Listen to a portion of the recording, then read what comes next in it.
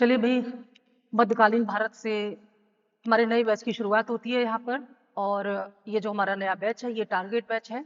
ये एलटी और जीआईसी के लिए स्पेशल बैच चलाया जा रहा है जो आपके एग्जाम की डेट से कम 10 से 15 दिन पहले कंप्लीट कर दिया जाएगा। एग्जाम की डेट अभी कंफर्म नहीं है, जिस प्रकार से डेट आगे कंफर्म होती है उसी प्रकार से सिलेबस को आगे बढ़ाया जाएगा। ठीक है, इस बैच को हम लोग मध्यकालीन इतिहास से शुरू कर रहे हैं। मध्यकालीन इतिहास के बाद हम पढ़ेंगे आधुनिक इतिहास, उसके बाद हम आ जाएंगे सीधे प्राचीन इतिहास पर। ये साइकिल पूरा हम कंप्लीट करेंगे मध्यकालीन, आधुनिक और प्राचीन इतिहास पर जाकर के। आज के इस क्लास में हम बात करेंगे हमारे मध्यकालीन भारत के उस सिलेबस की जिसे हमें पढ़ना है। साथ ही साथ हम बात करेंगे स्ट्रैटेजी की, कैसे हम पढ़ेंगे, हमारी क्या स्ट्रैटेजी होगी। और सबसे इम्पोर्टेंट ये है कि पहली बार आप लोग मेंस यहाँ पर फॉलो करने जा रहे हैं और अब आपको आंसर लिखने पड़ेंगे। और आंसर को जब आप लिखते हैं तो वहाँ पर थोड़ी सी आपकी जो पढ़ने का तरीका है, जो पैटर्न है, वो भी बदल जाना चाहिए। अभी तक आप एमसीक्यू टाइप के क्वेश्चन पढ़ते थे जिनके लिए आपको उस तरह के पैटर्न की जरूरत नहीं होती थी, लेकिन अब आपको प्री और मेंस के लिए अलग अलग स्ट्रेटजी बनानी होगी। ये पूरा जो हमारा कोर्स है ये प्री प्लस मेंस को ध्यान में रख करके तैयार किया गया है, यानी कि आपको दोनों चीजें एक साथ बताई जाएंगी। इस आज की क्लास में हम आपको लास्ट में बताएंगे आंसर राइटिंग कैसे की जाएगी मुख्य परीक्षा की, और सिलेबस पर भी डिस्कस करेंगे। किसके सिलेबस पर? आपके एग्जाम के सिलेबस पर। फिलहाल हम मध्यकालीन भारत के इतिहास के सिलेबस को आगे बढ़ाते हैं और देखते हैं क्या क्या पढ़ना है हमें इस हमारे पार्ट में। ठीक है, तो मध्यकालीन इतिहास के पहले टॉपिक में हम पढ़ने वाले हैं समकालीन इतिहास के स्रोत।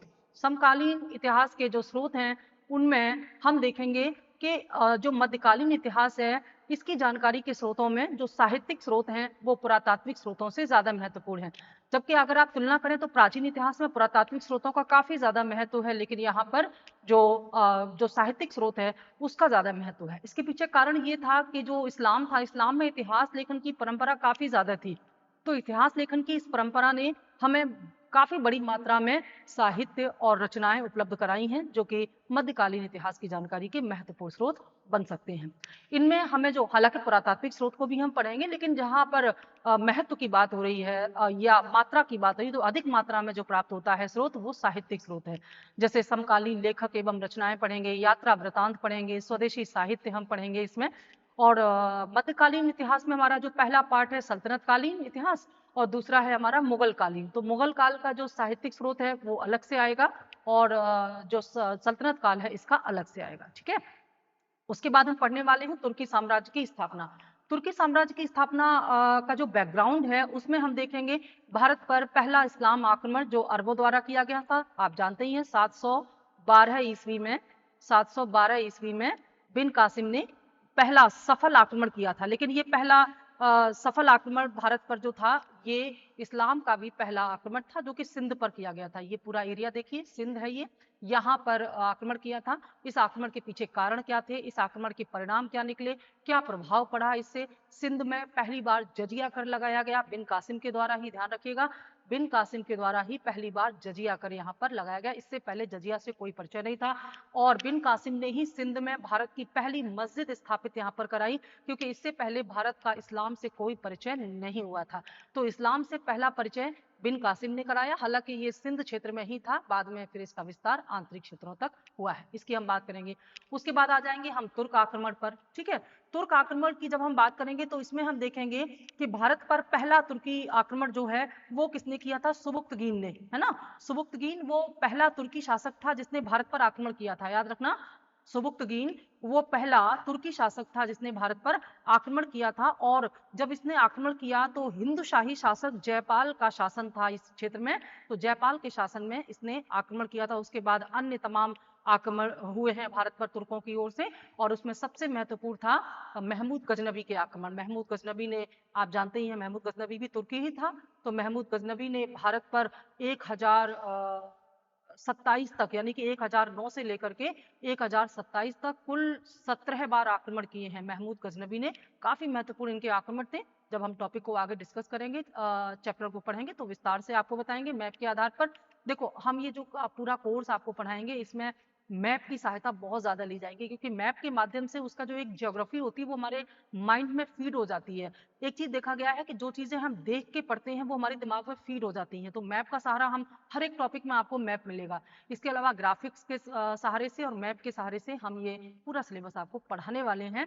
और हर एक चैप्टर, जैसे जैसे चैप्टर कंप्लीट होते जाएंगे, हर एक चैप्टर से क्वेश्चन प्रैक्टिस भी कराई जाएगी, प्रीलिम्स की अलग कराई जाएगी, मेंस की अलग कराई जाएगी, जिससे कि आपको बाद में एक साथ बहुत मेहनत ना करनी पड़े। जितना आप पढ़ते जा रहे हैं उतना आपका तैयार होता जाए, इस बात का ध्यान रखा जाएगा। ठीक है, तो 17 बार आक्रमण यहाँ पर किए थे बिन कासिम महमूद गजनबी ने, और महमूद गजनबी के बाद फिर भारत में आक्रमण हुआ है मोहम्मद गौरी का। ठीक है, मोहम्मद गौरी का। और मोहम्मद गौरी ने 1192 के तराइन के दूसरे युद्ध में पृथ्वीराज चौहान को हरा करके भारत में दिल्ली पर अधिकार कर लिया, दिल्ली और अजमेर पर पूरा इसने अधिकार कर लिया था। ठीक है, इन सब की चर्चा होगी जब टॉपिक आगे बढ़ाया जाएगा। तो ये दिल्ली सल्तनत का मैप है, और दिल्ली सल्तनत का ये मैप बाद का है, जब मोहम्मद बिन तुगलक ने अपने साम्राज्य का विस्तार दक्षिण भारत तक कर दिया था, तब का ये मैप है। आगे बात करेंगे। अब जब मोहम्मद गौरी ने भारत पर तराइन के दूसरे युद्ध में, उस समय का सबसे महान शासक था जो पूर्व मध्यकाल में राजपूत शासक जो था पृथ्वीराज चौहान, वो इस क्षेत्र में पूरा शासन करता था, दिल्ली और अजमेर के आसपास पूरा यहाँ पर ये जिसको चहमान भी कहते हैं, चहमान वंश। तो जब मोहम्मद गौरी ने इसको पराजित कर दिया पृथ्वीराज चौहान को, तो दिल्ली पर मोहम्मद गौरी का सीधे अधिकार हो गया। इसके अलावा फिर इसने अन्य क्षेत्रों पर भी तमाम आक्रमण किए। चंदावर के युद्ध में इसने कन्नौज को भी जीत लिया था जयचंद को हरा करके। तो इसका विस्तार जो है मोहम्मद गौरी का, वो उत्तर भारत में काफी दूर तक हुआ। अब मोहम्मद गौरी जब यहाँ से वापस जाने लगा तो अपने 2 प्रतिनिधि यहाँ पर नियुक्त कर दिए। मोहम्मद गौरी ने अपने 2 प्रतिनिधि भारत में नियुक्त कर दिए थे, क्योंकि उसको अब अपना जो मूल उसका क्षेत्र था वहां पर उसको वापस जाना था। तो इसने जो एक पहला प्रतिनिधि नियुक्त किया था उसका नाम था कुतुबुद्दीन ऐबक। ठीक है, कुतुबुद्दीन ऐबक कौन था? मोहम्मद गौरी का दास था। तो कुतुबुद्दीन ऐबक को जब नियुक्त कर दिया है और पूर्वी क्षेत्रों की देखभाल के लिए बख्तियार खिलजी को यहाँ पर नियुक्त कर दिया, तो बख्तियार खिलजी ने पूर्व की तरफ और कुतुबुद्दीन ऐबक ने उत्तर की तरफ यहाँ पर पूरा जो क्षेत्र था मोहम्मद गौरी द्वारा जीता गया क्षेत्र था, उनका देखरेख करना शुरू किया। अचानक बिना किसी उत्तराधिकारी के घोषणा किए मोहम्मद गौरी की मृत्यु हो जाती है। और जब गौरी की मृत्यु हो जाती है तो तमाम जो तुर्की सुल्तान थे, तुर्की सरदार थे, इन सरदारों के कहने पर कुतुबुद्दीन ऐबक यहाँ पर मोहम्मद गौरी की विरासत को संभालता है, और इसी के साथ दिल्ली सल्तनत की यहाँ पर स्थापना होती है। देखिए, कुतुबुद्दीन ऐबक ने कभी भी अपने आप को सुल्तान नहीं कहा, ये अपने आप को सिपह सालार कहता था और लाहौर से ही सत्ता का संचालन करता था। ध्यान देना, कुतुबुद्दीन ऐबक ने दिल्ली को अपनी राजधानी नहीं बनाया, बल्कि पहली बार दिल्ली को राजधानी बनाने वाला जो शासक था वो कौन था? इल्तुतमिश था। कुतुबुद्दीन ऐबक सिपह सालार के रूप में स्वयं को मोहम्मद गौरी का प्रतिनिधि और सिपह सालार मानता था, क्योंकि ये अभी दास्ता से मुक्त नहीं हुआ था। तो इसने अपने लाहौर से ही पूरी सत्ता ये संभाली। जब कुतुबुद्दीन ऐबक की मृत्यु हो जाती है तो षड्यंत्र करके फिर आराम शाह को गद्दी पर बिठा दिया जाता है। आराम शाह एक अयोग्य व्यक्ति था, तो इल्तुतमिश फिर अन्य तुर्की सरदारों की सहायता से गद्दी पर बैठता है 1210 में, और ये फिर यहाँ पर दिल्ली जाकर के इसको राजधानी बनाता है। तो पहली बार दिल्ली। अब 2 प्रश्न यहाँ से निकलते हैं कि दिल्ली सल्तनत की स्थापना किसने की? कुतुबुद्दीन ऐबक ने। और दिल्ली सल्तनत का वास्तविक संस्थापक कौन है जिसने दिल्ली को राजधानी बनाया और अपने नाम के सिक्के चलाए? वो इल्तुतमिश था। इस प्रकार से तो आप ये देख रहे हैं कि दिल्ली सल्तनत जो है, मैंने पहले ही बताया कि मध्यकालीन इतिहास को 2 पार्ट में आप पढ़ेंगे, एक दिल्ली सल्तनत और दूसरा मुगल काल। तो दिल्ली सल्तनत में किसी एक वंश ने शासन नहीं किया है, दिल्ली सल्तनत में कई वंशों ने शासन किया है। ध्यान देना, दिल्ली सल्तनत में कई वंशों ने शासन किया है। उन्हीं वंशों के नाम के आधार पर यहाँ पर हम एक क्रम देखेंगे, और वो क्रम क्या है यहाँ पर बता दें, फिर आगे चलते हैं। दिल्ली सल्तनत में शासन करने वाला जो पहला जो वंश था वो था गुलाम वंश, है ना? गुलाम वंश था पहला वंश।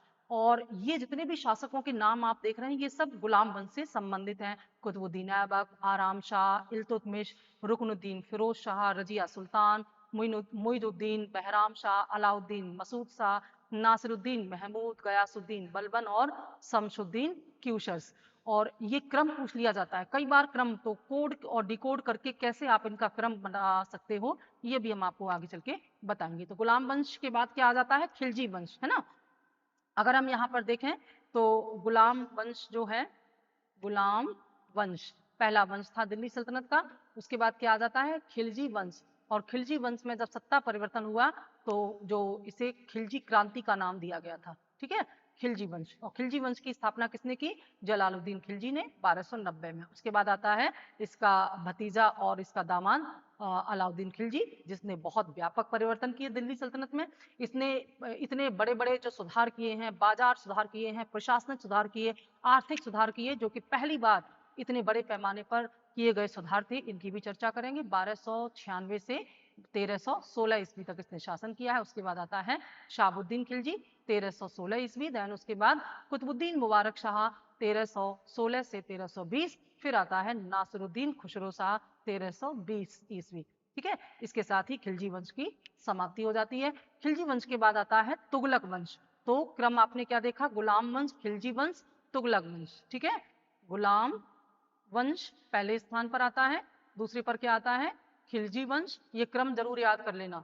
खिलजी वंश। तीसरे पर क्या आता है? तुगलक वंश। तुगलक वंश। और तुगलक वंश की स्थापना किसने की है?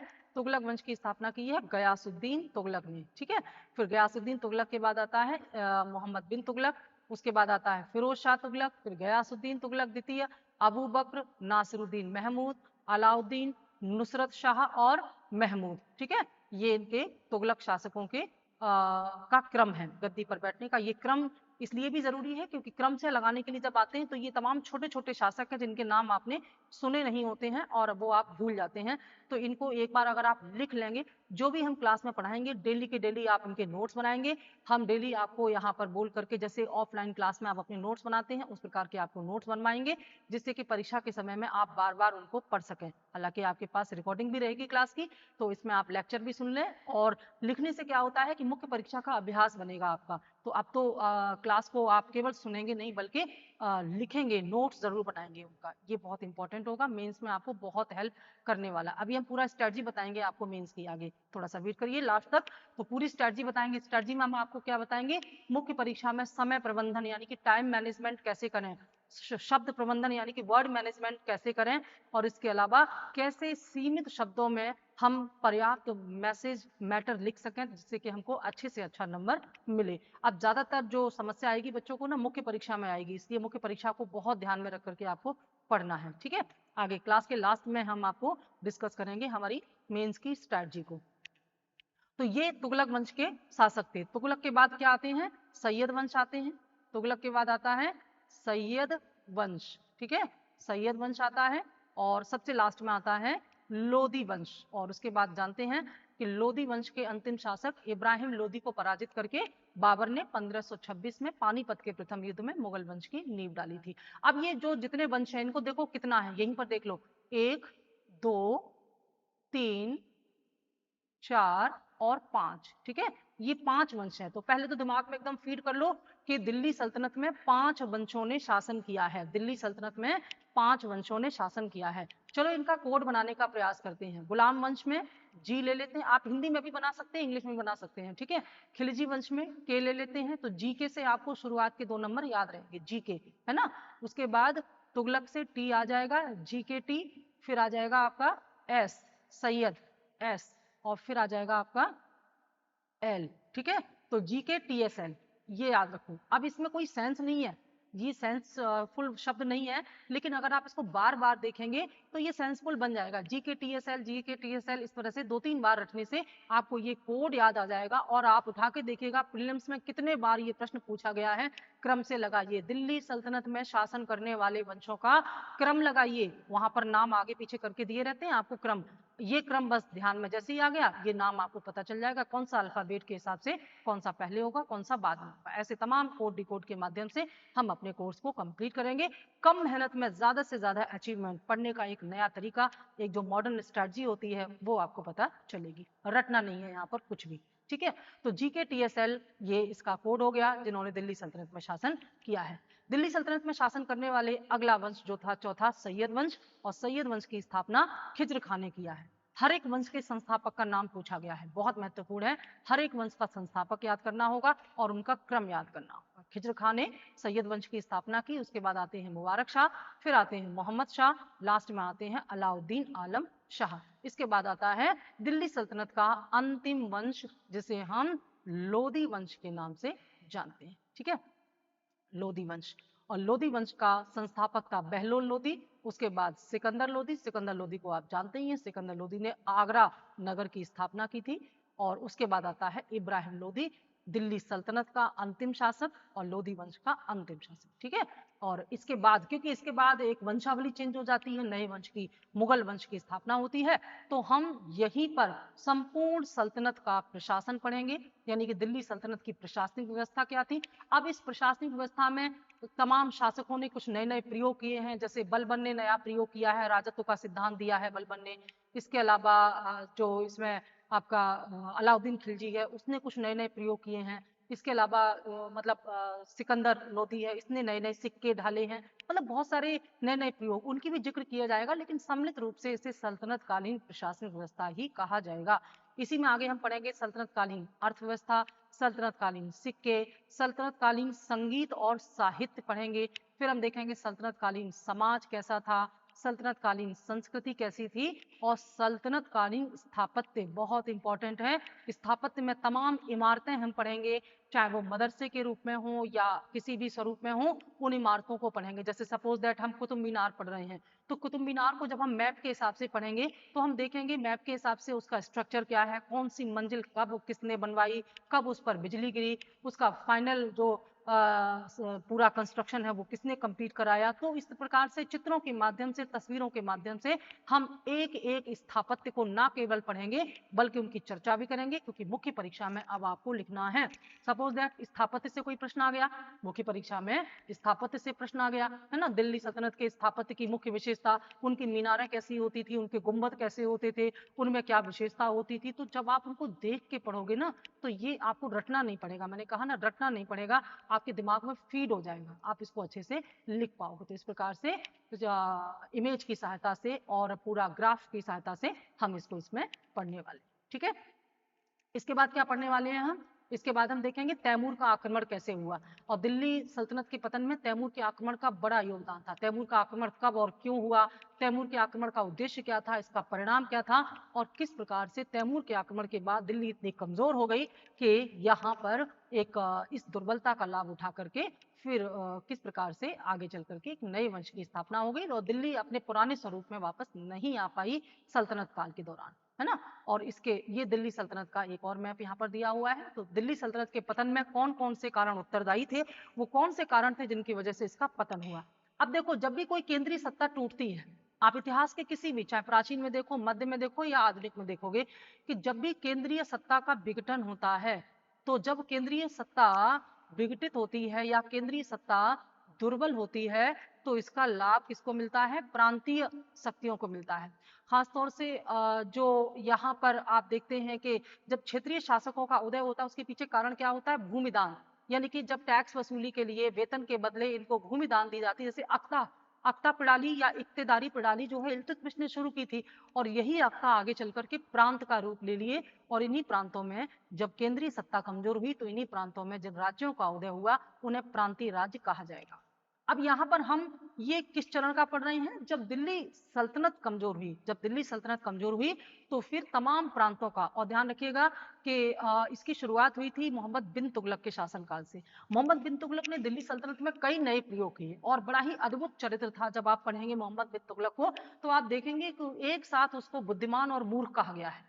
कई विद्वान इतिहासकार उपहास करते हुए कहते हैं कि वह बुद्धिमान मूर्ख था, यानी कि एक ऐसा शासक जो बुद्धिमान भी था और मूर्ख भी था। उसने जो तमाम संशोधन किए, चाहे वो दिल्ली वो राजधानी परिवर्तन का हो, चाहे वो सांकेतिक सिक्के ढालने का हो, चाहे वो पट्टे पर खेती कराने का नियम हो, चाहे वो कराचिल अभियान हो, खुरासान अभियान हो, इन तमाम सुधारों के द्वारा पूरे उसने दिल्ली सल्तनत की प्रशासनिक, आर्थिक और सामाजिक व्यवस्था को डिस्टर्ब कर दिया था। इसका लाभ उठा करके कहीं ना कहीं प्रांतीय राज्यों का उदय हुआ, और इन्हीं प्रांतीय राज्यों में हम जौनपुर, मालवा, गुजरात, मेवाड़, मारवाड़, बंगाल, उड़ीसा, कश्मीर और अहोम को तो पढ़ेंगे ही। इसके अलावा दो महत्वपूर्ण प्रांतीय राज्य जिन्होंने पूरे दक्षिण भारत के इतिहास को बदल दिया था, वो हम पढ़ेंगे, बहुत महत्वपूर्ण होंगे, विजयनगर और बहमनी साम्राज्य। तो किस प्रकार से विजयनगर और बहमनी साम्राज्य दक्षिण भारत में स्थापित हुए, कहीं ना कहीं ये बिन तुगलक की असफलता का ही प्रमाण था। ये आप मैप देख रहे हैं, ये बहमनी थे, और बहमनी और विजयनगर समकालीन थे, दोनों में बहुत संघर्ष हुआ। जो विजयनगर थे, इन्होंने यहाँ पर वैदिक संस्कृति को पुनर्स्थापित करने का प्रयास किया, और बहमनी जो है इसे दिल्ली सल्तनत के नाम से भी दक्षिणी सल्तनत के नाम से भी जाना जाता है। ध्यान रखना, बहमनी साम्राज्य को दक्षिण की सल्तनत भी कहते हैं। तो बहमनी और विजयनगर के बीच में जो रायचूर दोआब था, ये कैसे एक समस्या का बहुत बड़ा कारण था, इसका अंत कैसे हुआ, तालीकोटा का युद्ध क्या था, इस तालीकोटा के युद्ध में कैसे विजयनगर जैसा समृद्ध राज्य तबाह हो गया। आप देखेंगे कि जब बाबर भारत में आया और उसने बाबरनामा लिखी, तो उस बाबरनामा में वह तत्कालीन समय के सबसे महान शासक के रूप में कृष्णदेव राय का जिक्र करता है। निसंदेह जब बाबर भारत आया था, उस समय दक्षिण भारत में विजयनगर साम्राज्य में कृष्णदेव राय बहुत ही बहादुर और एक तरह से स्थिर शासक के रूप में अपना काम कर रहा था। लेकिन कैसे इनका पतन हुआ, कैसे बाद में बहमनी साम्राज्य अलग अलग ग्रुप में विभाजित हो गया, इन सब की चर्चा हम टॉपिक में करेंगे। ठीक है, और विजयनगर और बहमनी साम्राज्य में ये देखो यहाँ पर विजयनगर साम्राज्य में भी ना कई वंशों ने शासन किया है। तो विजयनगर साम्राज्य में सबसे पहला वंश जो था संगम वंश था। एक बात बच्चों यहाँ पर ध्यान रखना, एक है संगम काल और एक है संगम वंश। संगम काल है ये और दूसरा है संगम वंश, दोनों में बहुत बड़ा अंतर है। संगम वंश जो है ये यहाँ पर विजयनगर यानी कि मध्यकालीन इतिहास में है, और संगम काल जो है ये प्राचीन इतिहास, एंशियंट हिस्ट्री का पार्ट है। प्राचीन इतिहास में आप इसको पढ़ेंगे। ठीक है, और इसे इन दोनों का नाम संगम क्यों पड़ा, इसके पीछे अलग अलग कारण है, सेम कारण नहीं है दोनों के। प्राचीन इतिहास का संगम काल जो है ये इसलिए पड़ा, दक्षिण भारत का इतिहास जानने का जो स्रोत था उस समय का, संगम काल का समय क्या था प्राचीन इतिहास का, 300 ईसा पूर्व यानी कि 300 बीसी से लेकर के 300 एडी तक का जो समय है। ठीक है, 300 ईसा पूर्व से लेकर के 300 ईस्वी तक का जो दक्षिण भारत का समय है, उसकी जानकारी के लिए हमारे पास केवल एकमात्र स्रोत है, वो है संगम साहित्य। क्या है? संगम साहित्य। और इसे संगम साहित्य इसलिए कहा जाता है क्योंकि जो चोर चेल पांडे जो 3 शासक थे, उनमें से पांड्यों ने जो कवियों का सम्मेलन बुलाया और इसी सम्मेलन को संगम कहा गया। इन्हीं कवियों ने जो साहित्य लिखा है उसे संगम साहित्य कहा गया। इसी साहित्य में तत्कालीन जो वहां का समाज कल्चर का इतिहास जो लिखा गया है, उसी को आधार बना करके संपूर्ण संगम काल की रचना की गई है, इसीलिए संगम साहित्य के नाम पर इसको संगम काल कहा गया। लेकिन ये जो संगम वंश है विजयनगर का, इसका नाम संगम वंश इसलिए है क्योंकि विजयनगर साम्राज्य की स्थापना करने वाले हरिहर और बुक्का थे। हरिहर और बुक्का 2 भाई थे ये। हरिहर और बुक्का ने विजयनगर साम्राज्य की स्थापना की। बड़ी इंटरेस्टिंग है इसकी स्थापना के पीछे की कहानी, किस प्रकार से बिन तुगलक इन्हें अपने साथ ले गया और फिर वापस भेजा और उसी का लाभ उठा करके इन्होंने यहाँ पर ही काम किया। तो किस प्रकार से हरिहर और बुक्का ने यहाँ पर विजयनगर साम्राज्य की स्थापना की। इनके पिता का नाम था संगम। हरिहर और बुक्का के पिता का नाम क्या था? संगम। तो इसलिए इन्होंने अपने पिता के नाम पर अपने वंश का नाम संगम वंश रखा और इसकी स्थापना होती है 1336 ईस्वी में। ये कहानी थी, इनके नामों में समानता, इसलिए मैंने कंफर्म कर दिया यहाँ पर, आप कंफ्यूज ना हो। ठीक है, जहां भी हमको लगता है कुछ डाउट है या बच्चे कॉमनली जहां डाउट होता है वहां हम खुद से ही पूरा आपको क्लियर कर देते हैं। समझ में आ रहा है बच्चों? ठीक है, तो ये चीज यहाँ पर हम बात करेंगे और डिटेल्स आपको बताएंगे जब ये टॉपिक पढ़ाएंगे। आज तो हम केवल सिलेबस पर चर्चा कर रहे हैं, उसके बाद इसमें विजयनगर में ये क्वेश्चन कई बार आया है। ये क्वेश्चन जो आप देख रहे हैं ना, विजयनगर में शासन करने वाले वंशों को क्रम से लगाइए। दूसरे नंबर पर आता है सालुव वंश, समय के हिसाब से देखिए। तीसरे पर आते हैं तुलुक वंश और चौथे पर आते हैं अराविडु वंश। ठीक है, ये चीज। उसके बाद हम देखेंगे विजयनगर साम्राज्य का प्रशासन कैसे चलता था, नए नए प्रयोग हुए थे इनके प्रशासन में, बहुत महत्वपूर्ण था इनका प्रशासन। इसके अलावा फिर हम बहमनी साम्राज्य पढ़ेंगे, फिर देखेंगे बहमनी साम्राज्य का विघटन क्यों हो गया और फिर देखेंगे कैसे बहमनी साम्राज्य का पतन हो गया। उसके बाद आ जाएंगे। अब देखो यहाँ पर दिल्ली सल्तनत लगभग पतन हो चुका है और मुगल वंश के आरंभ होने की शुरुआत हो चुकी है, या ये कहिए कि मुगल वंश शुरू हो चुका है। इसी बीच हम देखते हैं कि धार्मिक आंदोलन भी शुरू हो चुके हैं और धार्मिक आंदोलन में भक्ति और सूफी आंदोलन की बात करेंगे। भक्ति आंदोलन का संबंध किससे है? भक्ति आंदोलन का संबंध है जो है ये हिंदू धर्म से है। हिंदू धर्म में व्याप्त कुरीतियों और कट्टरता को दूर करके उसके सरल रूप को सबके सामने रखने के लिए जो संतों ने भक्ति के द्वारा मोक्ष प्राप्ति का जो यहाँ पर प्रचार प्रसार किया, उसे भक्ति आंदोलन कहा गया। और इस्लाम में व्याप्त कट्टरता को दूर करने के लिए, इस्लाम को सरल बनाने के लिए जो इस्लाम के जो सूफी संत थे उन्होंने ये आंदोलन चलाया, जिसे सूफी संत के नाम से जाना गया। और कहीं ना कहीं इसने हिंदू मुस्लिम एकता पर भी बल दिया है। इसी भक्ति और सूफी आंदोलन को हम लोग पढ़ने वाले हैं यहाँ पर। और ये जो आंदोलन है, देखो सूफी आंदोलन में सिलसिले, जिन्हें आप संप्रदाय कहते हैं ना, तो उन्हीं को यहाँ पर सिलसिला कहा गया है। तो चिश्ती सिलसिला, सोहरावर्दी सिलसिला, ये एक अलग अलग परंपरा वाले संगठन होते थे, ठीक है। कादरी सिलसिला, नक्शबंदी सिलसिला, इनकी हम चर्चा करेंगे हमारे सूफी आंदोलन में, और कुछ सूफी संतों की भी बात करेंगे। इसके बाद आ जाएगा भक्ति आंदोलन, और भक्ति आंदोलन में हम बात करेंगे मध्यकालीन प्रमुख संतों की, जैसे कबीरदास हैं, मीराबाई हैं, तुलसीदास हैं, इसके अलावा आप सूरदास हैं, बल्लभाचार्य हैं, बहुत सारे आप देखेंगे। भक्ति आंदोलन का आरंभ जो है ये अलवार संतों से हुआ है। अलवार है ना, आप दक्षिण भारत में अलवार और नैनार नाम सुनेंगे, अलवार और नैनार। अलवार किसे कहते थे? जो वैष्णव होते थे उन्हें अलवार कहते थे, और जो शैव होते थे, शिव भक्त होते थे, उन्हें नैनार कहा जाता था। कहाँ? दक्षिण भारत में, ठीक है, दक्षिण भारत में। इन्हीं वैष्णव में से एक थे शंकराचार्य। कौन थे? शंकराचार्य।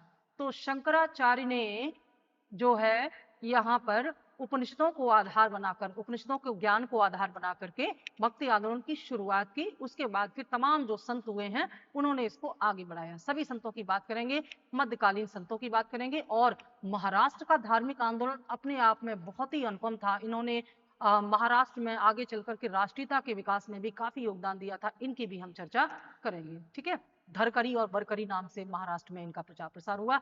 अब इतना जब हम पढ़ लेंगे तब आ जाएगा हमारा मुगल काल। और मुगल काल कहां से कहां तक है बच्चों? मुगल काल है 1526 से लेकर के 1857 तक, एक लंबा समय है। अब आप कहेंगे कि इतना लंबा समय मुगल काल में है, कुछ जगह तो हम इसको अलग प्रकार से देखते, तो हम आपको यहाँ पर कंफर्म कर दें। क्या कंफर्म कर दें? कि ये जो मुगल काल है ना, इसको दो हिस्से में पढ़ा जाएगा। मुगल इतिहास का सिलेबस ही तो बहुत लेंदी है, इसलिए इसको सिस्टमैटिक पढ़ना बहुत जरूरी होता है ना। ताकि एक तो आप देखो, जब आपको मुख्य परीक्षा में आंसर लिखना होता है तो जो भी आप पढ़ रहे हो वो एक कहानी की तरह आपके दिमाग में रहना बहुत जरूरी है। अगर आपके दिमाग में स्टोरी नहीं होगी तो शब्द नहीं निकलेंगे, और शब्द नहीं निकलेंगे तो आप आंसर नहीं लिख पाओगे। तो मुगल काल को हम दो पार्ट में पढ़ने वाले हैं। एक तो यहाँ पर हम पढ़ेंगे पूर्व मुगल काल। पूर्व मुगल काल, पूर्व मुगल काल में हम किसको पढ़ने वाले हैं? पूर्व मुगल काल में हम पढ़ने वाले हैं बाबर से लेकर के औरंगजेब तक, ठीक है। बाबर से लेकर के औरंगजेब तक को हम पढ़ने वाले हैं पूर्व मुगल काल में। और औरंगजेब की मृत्यु, बाबर का समय कब से कब तक का था? अगर हम तारीख के हिसाब से यहाँ आपको बताएं तो बाबर का समय था, सामने लिखा हुआ है 1526। 1526 में मुगल वंश की स्थापना हुई है, और औरंगजेब की मृत्यु हो जाती है 1707 ईस्वी में। तो इसका मतलब है पहले चरण में हम क्या पढ़ने वाले हैं? मुगल काल का प्रथम चरण कहां से कहां तक होगा? 1526 से लेकर के 1707 ईस्वी तक की घटनाएं ये पूर्व मुगल काल में आएंगी। इसके बाद जब औरंगजेब की मृत्यु हो जाती है, इसके बाद शुरू होता है उत्तर मुगल काल। क्या शुरू होता है? उत्तर मुगल काल। अब देखो, कुछ किताबों में उत्तर मुगल काल को जो है आधुनिक इतिहास का भाग माना गया है, और वहां पर उत्तर मुगल काल से ही आधुनिक इतिहास की शुरुआत होती है। कहीं भी पढ़ो, आधुनिक में पढ़ो चाहे मध्य में ही पढ़ो, रहेगा आपके सिलेबस का ही पार्ट। तो उत्तर मुगल काल की शुरुआत कहां से होती है? 1707 ईस्वी से, जहां पर औरंगजेब की मृत्यु हो जाती है। और ये समाप्त होता है कहां पर? ये समाप्त होता है, अब ये क्योंकि हम मुगल काल की बात कर रहे हैं, ये समाप्त होता है 1857 ईस्वी तक। क्यों? क्योंकि 1857 के बाद 1858 के महारानी के उद्घोषणा पत्र के द्वारा सीधे ब्रिटिश क्राउन के अधीन आ गया था संपूर्ण भारत का शासन। और इसी समय अंतिम मुगल बादशाह बहादुर शाह जफर को यहां से निर्वासित करके रंगून भेज दिया गया था। तो जो नाम मात्र का शासन था मुगलों का, वो भी समाप्त हो गया था। इन दो चरणों में, तो प्रथम चरण और द्वितीय चरण के हिसाब से हम मुगल काल को पढ़ने वाले हैं। तो कभी मुगल काल संपूर्ण समय अगर है तो पूछा जाए तो बताएंगे 1526 से 1857। लेकिन पूर्व में, अगर पूर्व मुगल काल का समय ध्यान में रखना हो तो 1526 से 1707, बाबर से लेके औरंगजेब तक की घटनाओं को इसमें शामिल किया जाए, ठीक है। इसके बाद हम अब देखते हैं कि मुगल काल का हमारा सिलेबस क्या है। मुगल काल के सिलेबस में हम क्या क्या पढ़ने वाले हैं। तो मुगल साम्राज्य का ये देखो, पहले चरण का पूरा देवी दिया गया है। प्रथम चरण का जो यहाँ पर मैप है ये आपके सामने है ना। ये प्रथम चरण है, मुगल काल का प्रथम चरण है, 1526 से लेकर के 1707 ईस्वी तक का। और उस समय का मैप कुछ ऐसा था। आप यहाँ पर जान लीजिए कि औरंगजेब ने दक्षिण भारत में अपने साम्राज्य का काफी विस्तार किया था, और ये उसकी सबसे बड़ी भूल भी थी, है ना, ये उसकी सबसे बड़ी भूल भी थी। तो बाद में औरंगजेब की मृत्यु भी यहीं पर हो जाती है, और वो फिर अपने सत्ता को कंट्रोल नहीं कर पाया था। साम्राज्य बहुत बड़ा था, लेकिन इतना बड़े साम्राज्य को नियंत्रित करने के लिए वह कभी दक्षिण कभी उत्तर जाता, इस चक्कर में वो परेशान हो गया। आप देखो यहाँ काबुल से लेकर के पूरा ये मुगल काल के अंतर्गत था, अलग अलग समय पर। हालांकि इनके समय तक ये सिमटने लगा था, फिर बाद में ये मैप है, ठीक है, अंडर औरंगजेब लिखा भी है, और अंडर औरंगजेब। ये एक विशाल साम्राज्य था मुगलों का। इसके बाद हम कहाँ आ जाएंगे, इसके बाद हमारे ये मुगल साम्राज्य के शासकों को हम पढ़ने वाले हैं, सिलेबस आपको हम बता रहे हैं। तो मुगल शासकों में क्रम ये जरूर याद कर लेना। आप देखेंगे यहाँ तक का, ये जो यहाँ से लेकर के यहाँ तक का शासकों का नाम भी देख लेना, नंबर भी देख लेना, दोनों ही पूछे गए हैं। नाम और नंबर दोनों ही बहुत महत्वपूर्ण है, बार बार आपका हम ध्यान आकर्षित करा रहे हैं। इस तरह से आप कभी ध्यान नहीं देते ना। देखो ये 6 शासक है यहाँ पर, है ना, 6 शासक है, कुल 15 शासक हैं, और 6 शासक यहाँ पर हैं। तो सबसे पहले आते हैं बाबर, एकदम ये कोड बना करके पूरा इनको याद कर लेना। बाबर को पढ़ेंगे हम 1526 से 1530 के इस छोटे से कार्यकाल में, 4 वर्ष के कार्यकाल में किस प्रकार से बाबर ने भारत में मुगल सत्ता की स्थापना की और साम्राज्य का विस्तार किया। हालांकि ये स्थायित्व तो नहीं दे पाया, इसीलिए बाबर की मृत्यु के साथ ही उसका पुत्र हुमायूं जो है वो अपदस्थ हुआ। और हुमायूं का समय, अगर हुमायूं का कार्यकाल पूछा जाए तो आप यहाँ पर सीधे 1530 से 1556 नहीं बताएंगे, जिस प्रकार से ऑप्शन होंगे, क्योंकि ये बीच में इसमें ना शेरशाह सूरी आ गया है। 1530 से 1540 तक हुमायूं ने शासन किया, उसके बाद फिर ये 1555 से 1556 तक 1 वर्ष के लिए पुनः आया। तो ये बीच के जो 15 वर्ष थे ये कहाँ गए? इन 15 वर्षों में हुमायूं ने निर्वासित जीवन जिया है। और हुमायूं की जीवनी जब आप पढ़ेंगे तो आप बहुत प्रभावित होंगे। व्यक्तिगत रूप से मुझे हुमायूं की जीवनी ने काफी प्रभावित किया कि संघर्ष करना कोई हुमायूं से सीखे। हुमायूं ने किस प्रकार से संघर्ष किया, 15 वर्ष हो गए लेकिन इसने हार नहीं मानी और वापस अपनी गद्दी को प्राप्त करके ही रहा। भले ही 1 वर्ष के लिए ही सही, लेकिन अकबर के लिए गद्दी तो छोड़ करके गया। अगर हुमायूं यह संघर्ष नहीं करता तो संभव था अकबर दोबारा कभी यहाँ पर नहीं बैठ पाते और मुगल जैसा कोई अस्तित्व यहाँ पर नहीं होता। तो हुमायूं ने कैसे सत्ता प्राप्त की, शेरशाह सूरी का चरित्र आएगा बीच में, उनके बारे में पढ़ेंगे। कौन था शेरशाह सूरी, कैसे इसने चौसा के युद्ध में इनको पराजित किया, ये सारी बातें होंगी। इसके बाद अकबर आएगा और अकबर का शासन सबसे ज्यादा महत्वपूर्ण है। 1556 से 1605 ईस्वी तक अकबर ने क्या क्या किया, यहाँ पर अकबर के शासनकाल की मुख्य विशेषताओं को देखेंगे। फिर आ जाएंगे अकबर, ये सब एक दूसरे के, बाबर का पुत्र हुमायूं, हुमायूं का पुत्र अकबर, अकबर का पुत्र जहांगीर, जहांगीर का पुत्र शाहजहां और शाहजहां का पुत्र औरंगजेब। ठीक है, तो जहांगीर आता है, जहांगीर के बचपन का नाम आप जानते ही हैं, सलीम था। ठीक है, और ये इसने अपने पिता के विरुद्ध एक विद्रोह भी किया था। लेकिन ध्यान देना, इतिहास में जो सलीम के साथ जो अनारकली है ना, अनारकली का अस्तित्व नहीं है इतिहास में, ये केवल फिल्मों में ही है। फिल्मों में काफी कुछ ऐसे फैक्ट दे दिए गए ना, जब आप इतिहास पढ़ेंगे तो आपको वास्तविकता पता चलेगी। जैसे अकबर की पत्नी का नाम जोधाबाई दे दिया है, जबकि उनका वास्तविक नाम हरकाबाई था। आगे हम और बताएंगे आपको तथ्यों के साथ। जहांगीर का बेटा शाहजहां या खुर्रम आता है।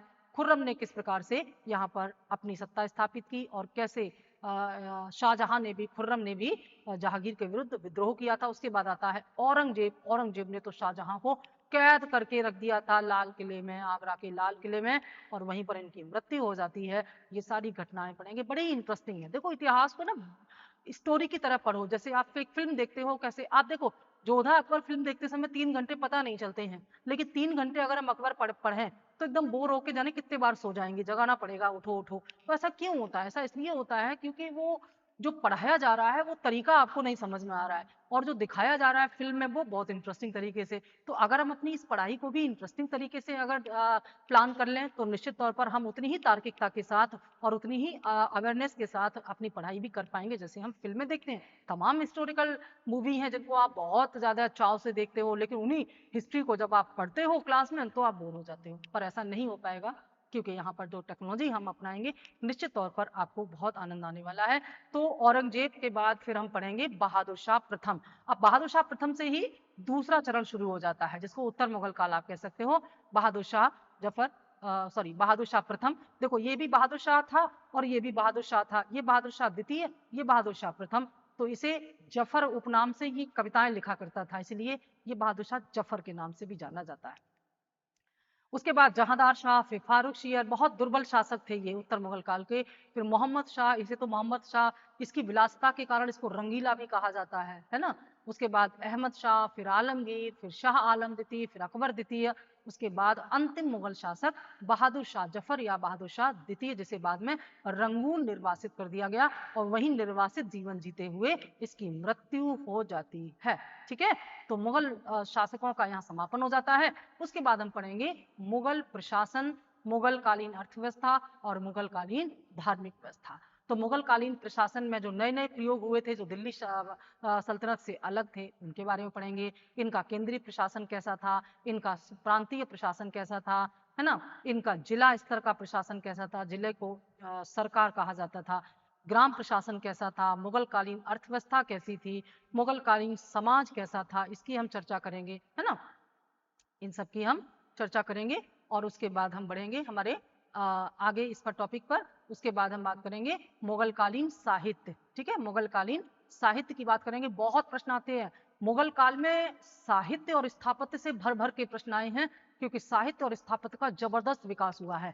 आप देखेंगे कि मध्यकाल में जो ये शाहजहां का शासनकाल था, इसे मध्यकालीन इतिहास का स्वर्ण काल कहा गया है, गोल्डन पीरियड कहा गया, स्वर्ण काल। तो ये स्वर्ण काल स्थापत्य की दृष्टि से कहा गया था, है ना, स्थापत्य की दृष्टि से कहा गया था। और अकबर के शासन काल में आप देखेंगे 9 रत्न हुआ करते थे। अकबर के इतिहास में 2 ही शासक ऐसे हैं जिनके दरबार में नवरत्न होते थे। ये रत्न क्या है? रत्न का मतलब होता है महान विद्वान या अपने क्षेत्र के विशेषज्ञ। एक नवरत्न प्राचीन इतिहास में था चंद्रगुप्त द्वितीय विक्रमादित्य के शासन काल में। और ध्यान देना कि प्राचीन इतिहास का स्वर्ण काल गुप्त काल को कहा जाता है, और मध्य कालीन इतिहास का स्वर्ण काल शाहजहां के काल को कहा जाता है। तो एक तो चंद्रगुप्त द्वितीय विक्रमादित्य था, जिनके दरबार में नवरत्न हुआ करते थे, जिनमें आपने कालिदास का नाम भी सुना होगा। इसके अलावा जो अकबर था, इसके शासनकाल में भी नवरत्न हुआ करते थे, जिसमें तानसेन जैसे महान संगीतज्ञ के नाम आप सुनेंगे, अन्य भी थे इसमें। तो साहित्य की दृष्टि से काफी अच्छे अच्छे यहाँ पर साहित्य लिखे गए हैं। साहित्य और स्थापत्य से, स्थापत्य के मामले में तो स्वर्ण युग था ही, ताजमहल जैसी इमारतें बनी भारत में, हमारे देश में। तो इनके बारे में जैसे कि मैंने पीछे बताया था, इमेज के माध्यम से हम समझेंगे, उनकी बारीकियों को समझेंगे और देखेंगे यहाँ से किस प्रकार के प्रश्न पूछे जाएंगे प्री और मेंस में। उसके बाद हम देखेंगे मुगल कालीन संस्कृति। ठीक है, और इसके बाद हमारा ये जो सिलेबस आपने अभी देखा, ये हमको पढ़ना है, ये हमको पढ़ना है। ठीक है, अब देखिए बच्चों, ये तो सिलेबस की हमने चर्चा की। अब आ जाते हैं अपने मेन टॉपिक पर, जो हमने आपसे पहले ही प्रॉमिस किया था कि सिलेबस पूरा होने के बाद हम आपको बताएंगे बेहद इंपॉर्टेंट चीज, जिसके बिना अब बात नहीं बनने वाली है। जो सबसे ज्यादा, इतने फोन कॉल्स मुझे आ रहे हैं बच्चों के, जो बच्चे इस नए कोर्स में शामिल हो रहे हैं, उनके फोन एक ही प्रश्न, मैम आंसर कैसे लिखें। अब तक जो हम एग्जाम देते आए, उनमें तो केवल प्री का तुक्का लगा के कहीं, और नेगेटिव मार्किंग भी नहीं थी तो मजा आ जाता था, थोड़ा बहुत सही भी हो जाता था, है ना। लेकिन अब तो हमें क्या करना है, अब तो हमें आंसर लिखना है, तो हमारी हेल्प कीजिए। तो आप बिल्कुल घबराएंगे नहीं। आपको हम यहाँ पर पहले ये बताना है कि मुख्य परीक्षा में आपको किस प्रकार से आंसर लिखने होंगे। अब यहाँ पर देखो, पीछे थोड़ा सा हमने बताया विस्तार से, यहाँ पर हम केवल मुख्य परीक्षा की बात कर रहे हैं बच्चों, क्योंकि प्रारंभिक परीक्षा की स्ट्रेटजी आप पहले से ही जानते हैं, उसमें कुछ खास नहीं है, उसमें वही एमसीक्यू टाइप के क्वेश्चन होते हैं। लेकिन मुख्य परीक्षा के जो प्रश्न हैं वो कैसे हैं, रिटर्न में है, आपको आंसर लिखने पड़ेंगे। ठीक है, जैसे कि मैंने बताया 2 प्रकार के प्रश्न आएंगे, 125 शब्दों में और 200 शब्दों में। ठीक है, 200 शब्दों में, 125 शब्दों में 10 प्रश्न आएंगे और 200 शब्दों में भी 10 प्रश्न आएंगे, यानी कि कुल प्रश्नों की संख्या कितनी होगी, कुल प्रश्न कितने आएंगे, कुल प्रश्न आएंगे हमारे 20। ठीक है, और ये जो हमारा 10 क्वेश्चन है, ये 125 वाले, इनके लिए आपको पर क्वेश्चन 8 नंबर मिलेगा, और ये जो 200 शब्दों वाले हैं, इनके लिए पर क्वेश्चन हमको कितना मिलेगा, 12 नंबर मिलेगा। अंक कितने हैं, 8 और 12, इन्हीं को ध्यान में रख करके शब्द सीमा यहाँ पर तय की गई है। अब देखो, सबसे पहले तो हमें यही नहीं पता होता कि हम शुरू कहाँ से करें। तो एक चीज यहाँ पर याद रखिएगा बच्चों, कि जो जितने ये शब्द हैं, इन शब्दों को ध्यान में रख करके, अगर लॉन्ग आंसर होते जैसे 600 शब्दों के आंसर, उनकी बात नहीं हो रही है, हम इनकी बात करें, तो सेम पैटर्न आप वहां फॉलो नहीं करेंगे, गड़बड़ हो जाएगा। ये पैटर्न जो हम बता रहे हैं, यहाँ फॉलो करेंगे। होता क्या है कि आपका जो आंसर होता है इसे आप 3 पार्ट में डिवाइड करेंगे। आपके आंसर का पहला पार्ट क्या होता है? भूमिका। आपके आंसर का पहला पार्ट क्या होता है? भूमिका। भूमिका का मतलब होता है इंट्रोडक्शन। इंट्रोडक्शन मतलब परिचय, है ना। जैसे हम जब किसी को कॉल करते हैं ना, फोन करते हैं या किसी से मिलते हैं, तो सबसे पहले उसका परिचय जानते हैं और अपने बारे में बताते हैं। सीधे काम की बात नहीं करते, पहले हम सीधे एक बैकग्राउंड तैयार करते हैं, एक परिचय, इंट्रो देते हैं उसको, है ना। तो ऐसे ही आपके प्रश्न का पहला पार्ट क्या होगा? भूमिका। दूसरा पार्ट हमारे आंसर का क्या होगा? दूसरा पार्ट हमारा जो होगा वो होगी इसकी व्याख्या। ठीक है, यही मेन पार्ट, सबसे इंपॉर्टेंट पार्ट आपके आंसर का ये होता है व्याख्या। और तीसरा और अंतिम पार्ट आपके आंसर का मुख्य परीक्षा का जो होता है वो होता है निष्कर्ष। क्या होता है? निष्कर्ष होता है, कंक्लूजन। ठीक है, अब हमें ये नहीं पता है कि हम भूमिका में क्या लिखें, व्याख्या में क्या लिखें और निष्कर्ष में क्या लिखें। अभी हम थोड़ा सा बताएंगे, फिर अभी एक क्वेश्चन का आपको आधार बना करके और विस्तार बताएंगे। तो भूमिका में या परिचय में हमें क्या करना होता है? जो प्रश्न हमसे पूछा जा रहा है, सबसे पहले उस प्रश्न को हम बार बार पढ़ते हैं और उस प्रश्न का कंटेंट चुनते हैं। कंटेंट का मतलब क्या होता है? टॉपिक। कोई भी प्रश्न हो, जैसे ये प्रश्न मेरे सामने है एक प्रश्न को उदाहरण के तौर पर हम लेते हैं और उसमें आपको कंटेंट ढूंढ के बताते हैं कैसे। जैसे क्वेश्चन है यहां पर कि कुतुबुद्दीन ऐबक कौन था? कुतुबुद्दीन ऐबक कौन था? भारत में गुलाम वंश की सत्ता की स्थापना में उसकी क्या भूमिका थी, है ना। तो इस क्वेश्चन का कंटेंट क्या है? कुतुबुद्दीन ऐबक। तो कुतुबुद्दीन ऐबक के का परिचय हम देंगे यहाँ पर। मोहम्मद गौरी का दास था।